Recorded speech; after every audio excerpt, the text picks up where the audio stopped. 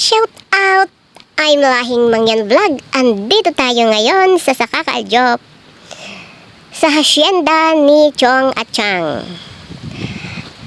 So ngayon guys, i-flex lang natin itong ating mga ginawa, itong ating mga nilinisan noong mga nakaraang araw. Na ang sabi nga ni Chang ay tama na. Kasi malinis na. Naks naman. Ito po yung binalutan ko nung isang araw na tamar. At ang nagtapos niya na yung aking kapatid ng aking amo. Ayan. Ito yung mga ginamasan ko nung isang araw. Kasama naman yung aking kasama dito paggagamas. Kaya lang, siyempre ako yung nagtapos. At siya naman ay nagtatrabaho talaga siya sa kusina, sa loob. At ito nga po, ito daw yung dating kanilang Poso Negro na nung umapak ako doon sa kabilang iyon ng tubo ng tubig ay ako'y medyo lumubog. Kaya ako'y natakot, siyempre. Baka ako'y biglang maglaho. At ito yung, kaya ako pumunta doon, ito nga kasi yung aking kinuha. Sabi ko kay Chong, ito ba'y kailangan pa o hindi na? Kasi kung hindi na, itatapon ko na lang ako sa labas. Ayan, ang sabi naman ni Chong ay hayaan lang muna dyan kasi titingnan pa nung kanyang anak na panganay na lalaki kung ano ang maaaring gawin. At ayan nga, gusto ko nga sana linisin kaso takot ako pag ako'y nag-iisa. Ayan. Takot ako kapag ako ay nag-iisa. Siyempre, gusto ko may kasama ako. Baka lumubog ako bigla eh. At ito na nga.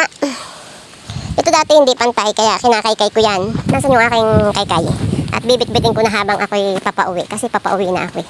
Nag-ayos kasi ako ng mga puno ng tamar. Ito nga, yung aking kalaykay.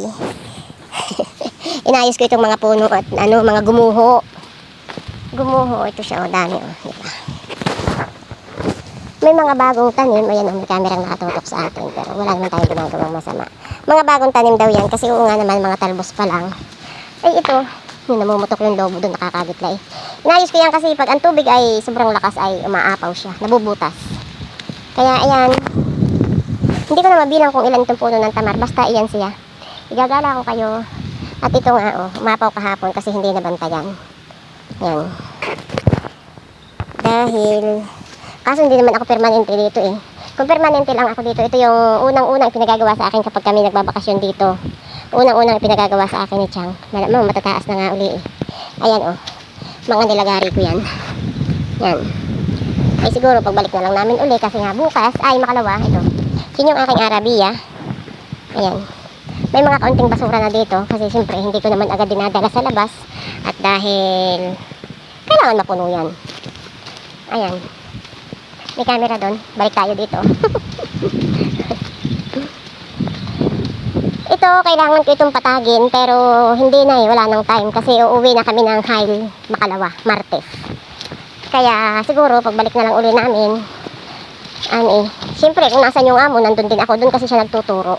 Teacher kasi yung amo ko sa kolehiyo. Ito kailangan ko yan. Pero ang sabi ni Chong, di umano ko no. Ito daw ay ilalabas. Ewan ko lang din. Pero para sa akin, mas magandang dito na lang siya. Kaya lang, hindi naman to sa akin, di ba?